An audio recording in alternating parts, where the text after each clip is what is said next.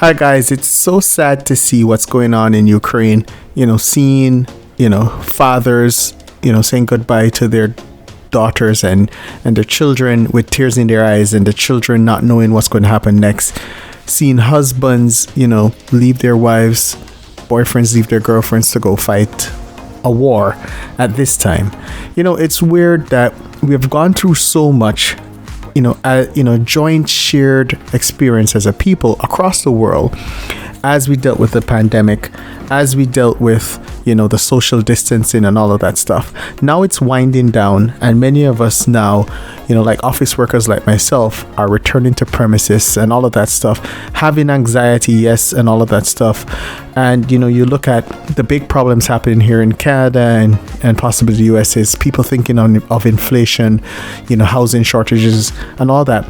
But all of that pales in comparison when your homeland is attacked and now you're facing an uncertain future and you're directly in the hail of bullets, the hail of missiles. This is not what we expect in the modern world. This seems like some imperialist dream.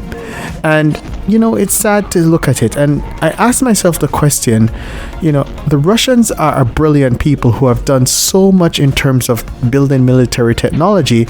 But I look around my house and I ask myself the question, I can find Canadian things. I'm in Canada. I can find US things. I can find Japanese things. I can find Chinese things. I can find Taiwanese things. I find things from Israel, from Spain, from France. But I don't have many things from Russia. And when I thought about it, I said to myself, the people who built Google, they have Russian ancestry.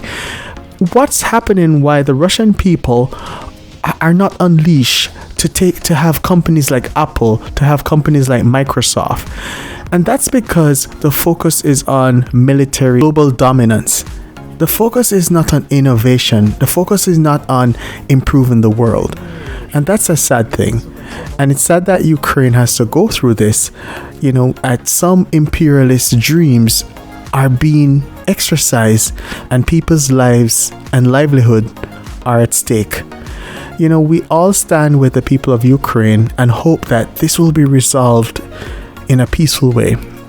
It's probably a foolish hope.